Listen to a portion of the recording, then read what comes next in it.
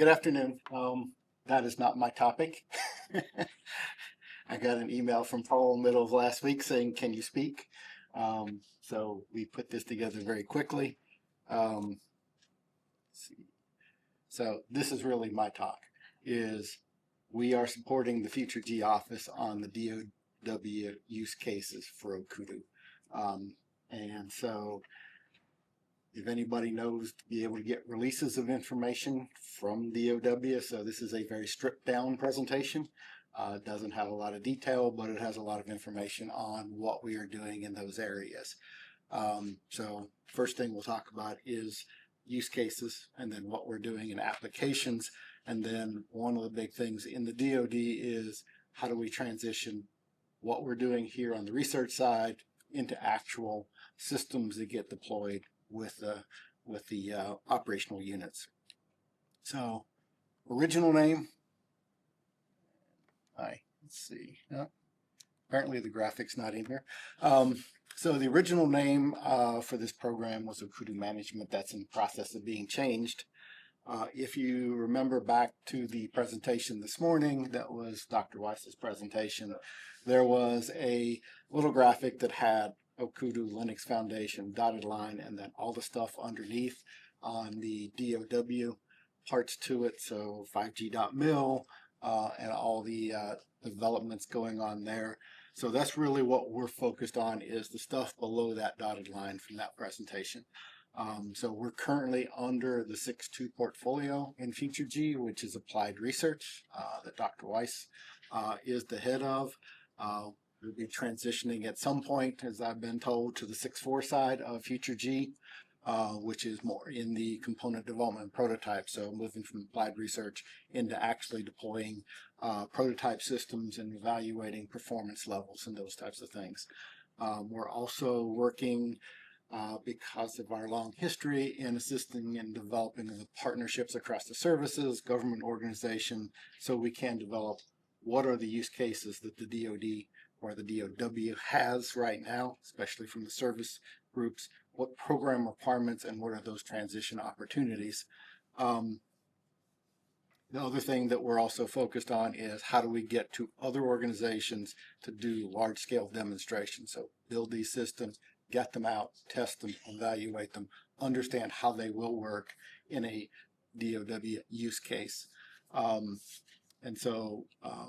And the last thing is really, we don't focus just on OCUDU. We focus on a network. We have to deploy a capability, which is OCUDU plus all the rest of the network. So that's really, we look at a broader range of things, but OCUDU is the thing that we're focused on. How do we utilize that? How do we move it forward? How do we create those innovations? Back when we did the RFP for OCUDU, these were 12 areas that the DoW said, here are functions that we would like to see or use. Now, if you look at these, most of them are not just CUDU. They require a whole lot more around it. But these are the functions. There are other functions we've come up with as we've been looking and identifying ways of moving forward. So I'll talk a little bit about those as well. You also saw in Dr. Weiss's presentation the 5 lines of effort: resilient and open commercial solutions, which the top part of the OCUDU program really meets, and then other things which are much more in line with the types of DoW things, which is agile spectrum operations. I made the comment this morning of, in the Ukraine, things move in a week and everything's changed. The people I work with believe that's going to be in 4 hours in the future. So that's just reprogramming things. The dynamics of the environment that we operate in is a matter of seconds. So how do you adapt to those types of things? So really, agile spectrum operations is dynamic, complex environments. Ubiquitous, secure, instant access. We do not have anything that's stationary when we're in an operational environment. Everything's moving. We have to have connectivity all the time. Integrated sensing communications, talked about a lot here. And then expeditionary and tactical uses, which is how are the real operational units going to use this type of a technology. So going to that applications, none of my graphics made it. So there is a OV1 graphic onto the right side in the slides. But so operational view is essentially UAV based vehicles, UAVs moving dynamically. So sorry you don't have the graphic. If we don't have graphics in here, it's going to be a very short presentation. But basically what we're consisting of is mobile command posts with RANs in the core network, mobile vehicles with RANs and UEs, airborne RANs and UEs, mobile dismount UEs, everything moving, everything very dynamic. Airborne assets, which will be short, long, and medium range UAVs. And then, what we're looking at is how do we deploy this over a wide area and be able to support the end user applications. We do have some. So for an example, this is something that was actually done 13 years ago.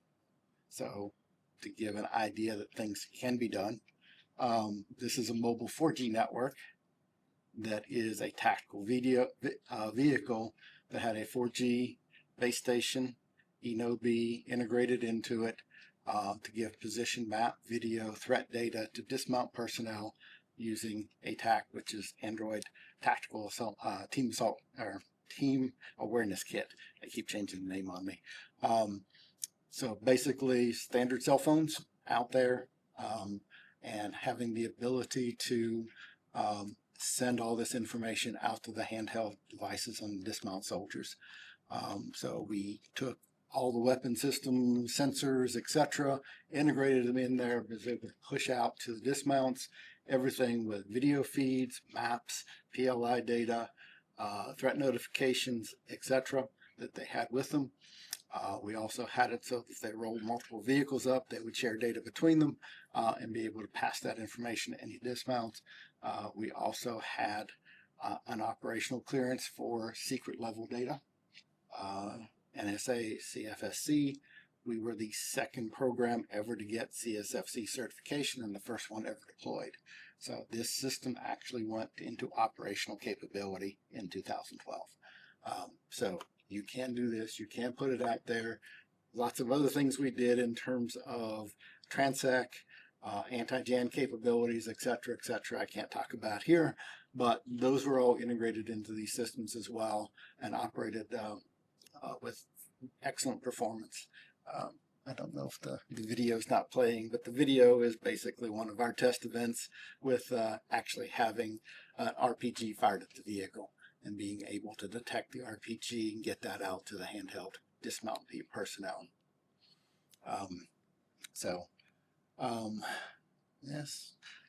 So only part of the graphics came here, so my OV1's not coming up on any of these. So the tactical network concepts really include dismount, vehicle, and airborne devices, operating with various types of RAN, so going fixed, ground, mobile, future NTN type satellite capabilities as well. So this is really a significantly different type of thing than the commercial industry typically does. So there's no fixed towers. Everything is on the move, on the go. So when we look at current 3GP standards in this type of an edge case for the DoW, the mobility standards are basically focused on UE device mobility. We're looking at RAN and device mobility in pretty dynamic type environments. So you don't have the DoW OV1 graphic on the right side, but on the left side is a commercial version that we're looking at with flock safety, looking at UAV for emergency responses. So UAVs going up, being relays out to the end user devices that are providing access for the first responders and emergency services. So very similar thing. So it's a dual use capability, one in the public safety side, the other in the DoD side. So one of the things that Future G has asked us is as we go through this and identify things that should be modified in 3GP or ORAN specifications to handle some of their capabilities that they're asking for, that we provide those modifications or requested modifications, changes to the standards to them. So we have information going back and forth now to Future G on things that we're doing and things that are the updates that we really need to have. So what we're looking at and what we're calling is called enhanced mobility. So mobility currently, the way 3GP defines it, won't work with what we're trying to do. So these are the 6 functionality that we're looking at in what's enhanced mobility. One is area-related features. We need to put these RANs in autonomous airborne vehicles and be able to provide air-to-air, air-to-ground communications for sensing and effects. Integrated access and backhaul. If I'm going to extend my network out, I need to be able to do relays across multiple UAVs and provide that access to end devices. Mobile base station relays. So in vehicle use, basically it's a mobile IAV with being able to hand over MTs. Dynamic spectrum sharing or access. We have UAVs that are moving over large areas. We have an operational environment that is continuously changing, and so therefore these UAVs need to be able to sense and adapt to what's going on in the environment as they're moving across large regions of area. Enhanced positioning. Current positioning supports devices, so we need to extend that to include both UAV positioning and device positioning. And then what we're calling automated deployment and self-sustaining networks. Automated deployment is, these are fairly complex networks. Setting one of these up with all the parameters and capabilities you need to do is going to be very difficult for soldiers in the field. So how do we help automate some of that capability to deploy an initial system? 10 UAVs and 5 vehicles with 40 soldiers running around. How do you configure that network? How do you get it operating and set up? And then the second part comes is if you're working in an operational environment, you're going to lose nodes. You're going to have changing environments as things move around. So channel effects are going to change. How do you self-sustain that network to maintain a minimum performance level that they need for their current mission? So again, really need to focus on the entire network, not just the CU and DU, but that's what we're really looking at. How do we do this type of thing that they can actually deploy and use?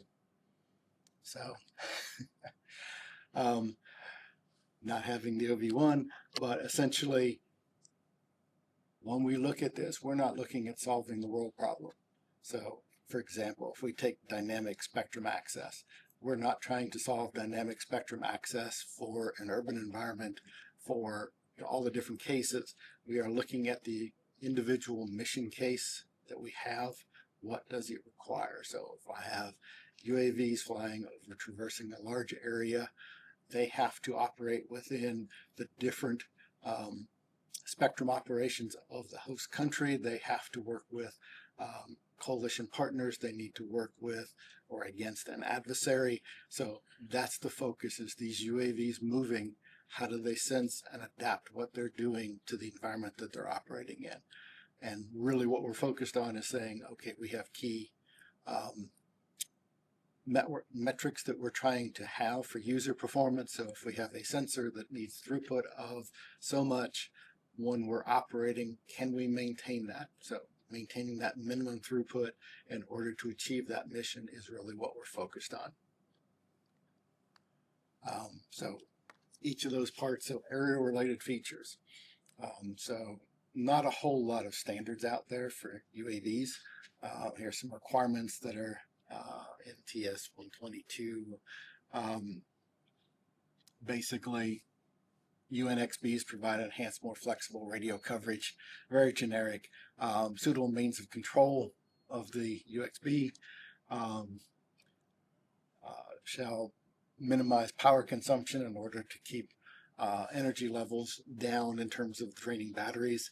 And then the last one, of course, is shall be able to minimize interference caused by changing positions. So we have implemented several UAV-based capabilities. The top right there is the payload that we have that we attach to quadcopters. The bottom middle is what that platform looks like. That one there is an Intel NUC, completely stripped down, has an M.2 SDR, and then a custom RF front-end card with amplification, TR switching, low noise receiver, receiver protection, all the things associated with requiring an operation of these types of things to get distance. We've got 1 watt and 10 watt versions of that board, depending on what the ranges we're operating in the environment that we're operating in. We have a 40 watt board design, but we have not put that in here yet. So you can see it in the package on a UAV. We have flown it on other types of UAVs as well, but this is one of the ones that's just an experimental to be able to go up and operate and test. We also collect all the channel metrics, UE metrics, DoW metrics, channel metrics, and we utilize that and feed it to the autonomy stack that is developed by one of the other groups in GTRI to be able to do autonomous positioning. So if we have 10 users connected with a backhaul back to the ground, we can take that, analyze the channels, and be able to position the UAV in terms of three-dimensional position as well as orientation of the antennas in order to optimize the connectivity. We provide a whole lot of information back in terms of metric position, health status. We do RAN power controls. We have flown the entire stack, the core CUDU RU, flown CUDU RU with a wireless backhaul, and then we have also flown the MTDU RU configurations for IAB, and have all those operating in srsRAN at this point. So, integrated access and backhaul. This is basically typically done with fixed locations and FR2 in order to have the bandwidth to support the required capacity. So we have implemented IAB, MT, and initial BAP implementation. We don't have fully dynamic routing into it right now, but we were able to do a multi-hop IAB capability and demonstrate that capability for it. And then we also are currently starting to develop mesh IAB. So essentially looking at how do we make these networks more resilient? An IAB with either a linear or a tree structure that typically is what IABs are set up as. If you lose the initial node, you essentially lost the entire network. So we're working on how do we do meshed IAB, which requires us to have multiple MTs connecting to one DU, which is not hard.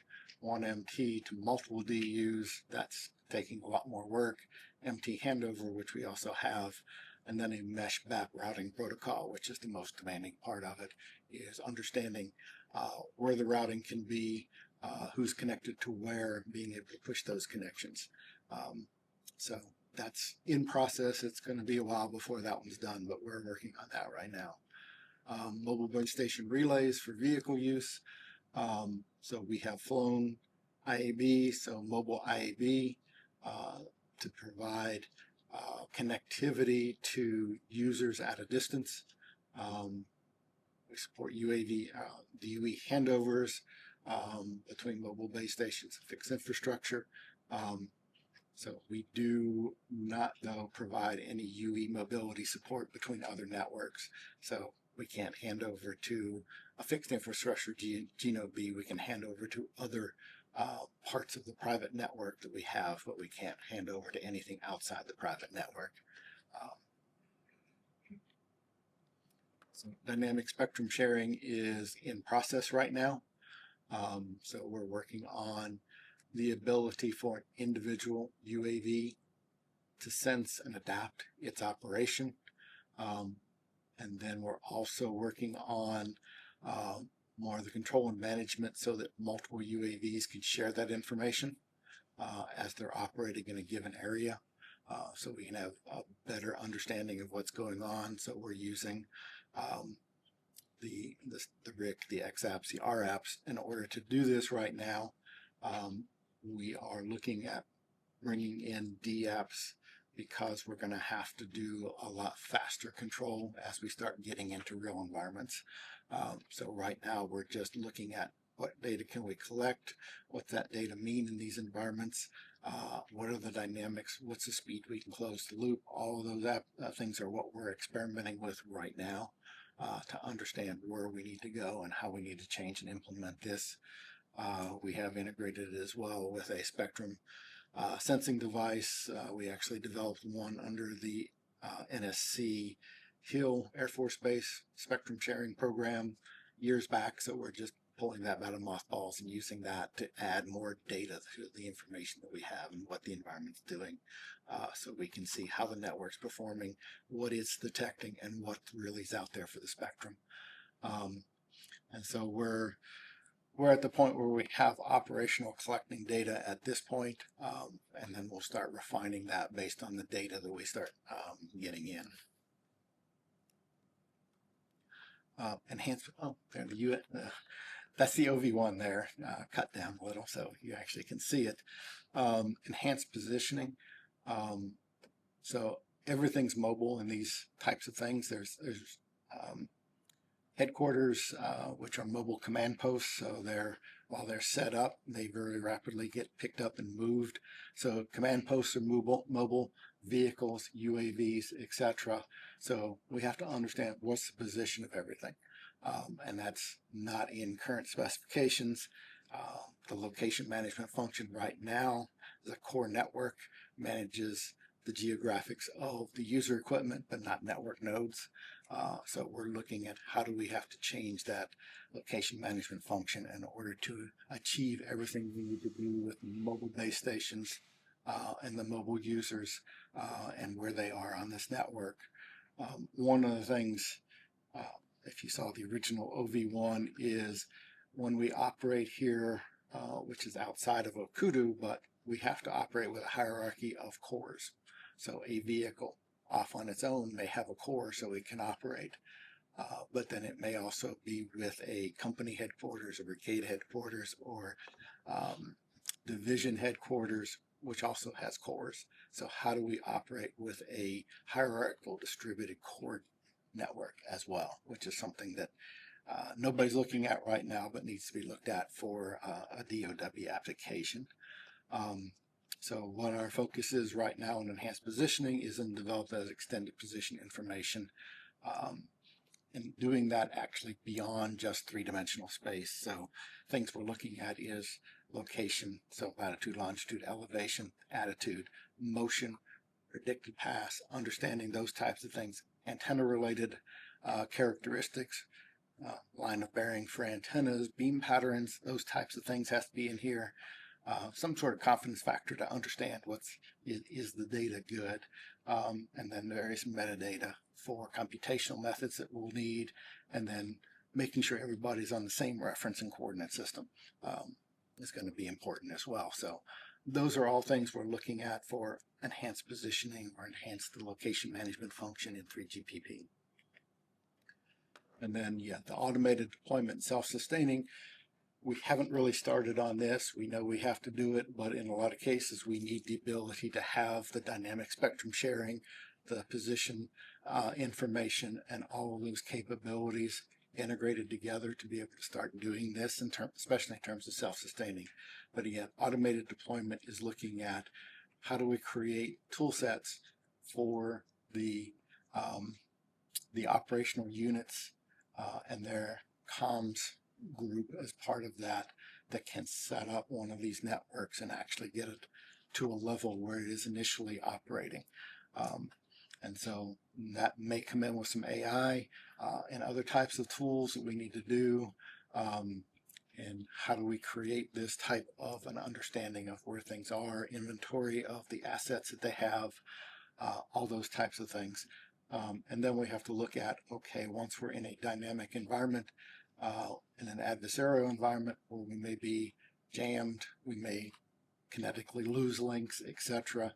How does the network continue to adapt to maintain the mission parameters that it has to achieve? excuse me. So that's really where we're going to go next with this, to start the full integration of this capability for expeditionary and tactical networks.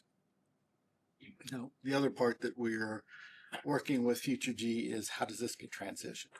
So in the DoW, there is need statements that are generated by operational units. Those get turned into requirements, which go into the acquisition, which then goes into a program office to develop the capability. How does OCUDU get put into that, and the way we can do that? So we're starting those initial discussions on transition plans. We have a lot of contacts with operational units, program management offices, other agencies, etc. So right now we're asking them, what do they believe that use cases are, and what related programs are being developed that would match with what we're doing with OCUDU. We do have several now that we've gotten that we're looking at, that we do see that the OCUDU and Future G can fit into very well.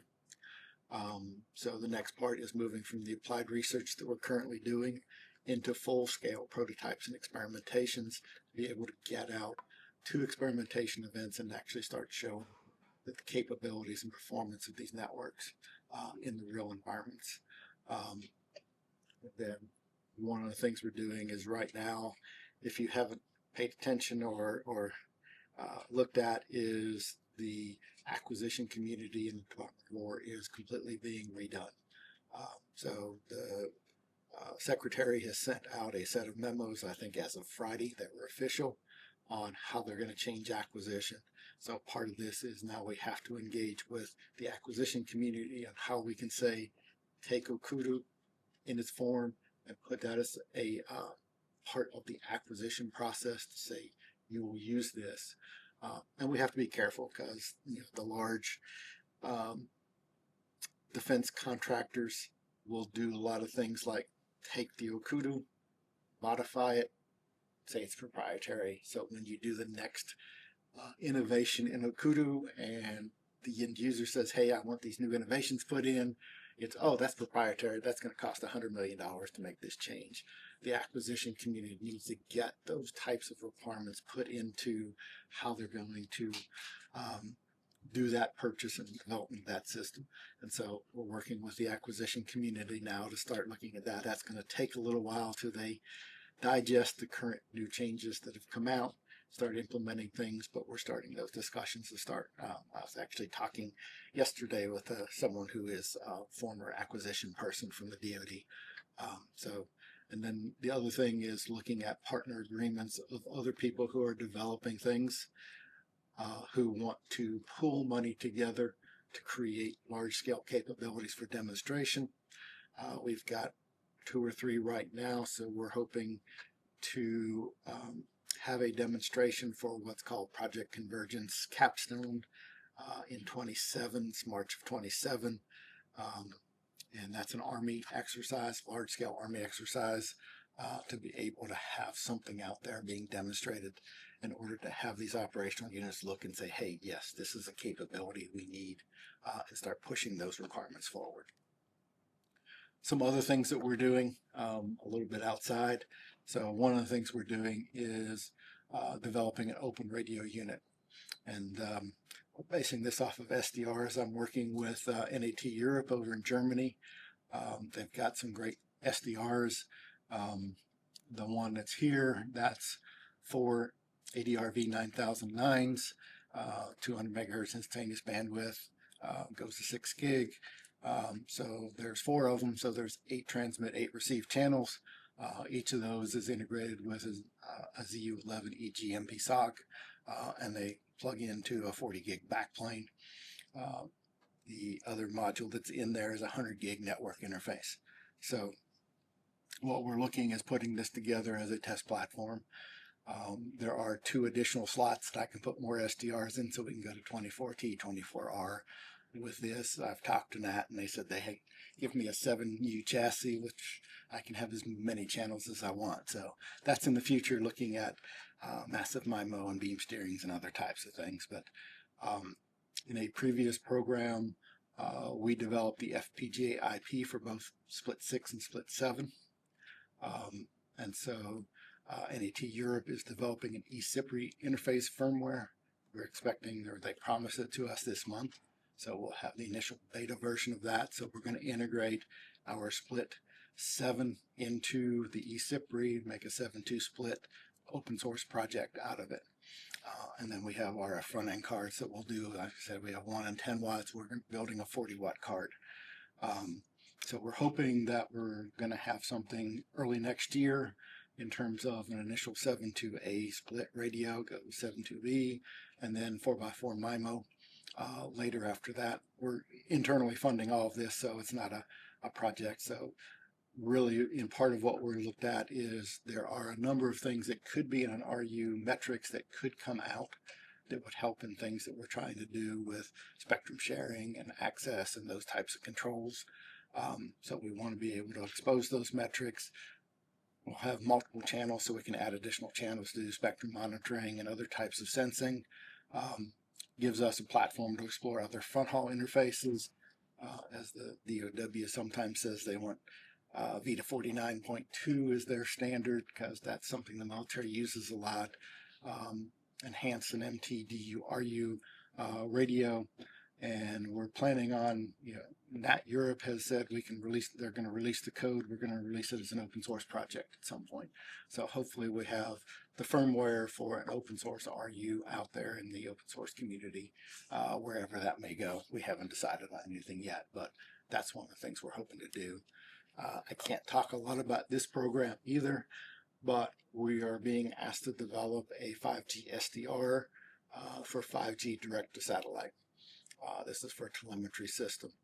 So it will be a high performance integrated SDR based UE in a compact form for airborne applications. And our goal here as well is, as we develop this, the front end of this UE code, we're going to release as open source as well. So trying to get to an open UE type project. This is one of the Army program managers has asked us to build a CMOS mounted form factor future G system to put in their vehicles to start implementing this. So we will be developing this probably over the next year, taking OCUDU with an SDR 4x4 MIMO and integrated into a rugged chassis that they can plug into whatever vehicle they want and be able to start looking at doing similar capabilities to what we did in 2012 with 5G, and then N3 IWF to their other radio systems, IAB to drones, data sharing across vehicles. So hopefully this will be part of the experimentation we do March of 27. So in summary, basically what we're doing is looking on how do we get an adoption of the future G OCUDU open source for the dual use in the government DoW applications, research, development of prototypes, and integration into operational networks.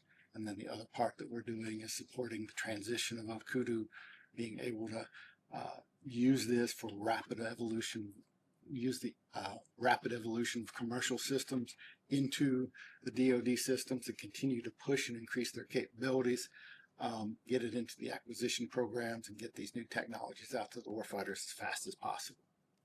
So, I think I'm on time.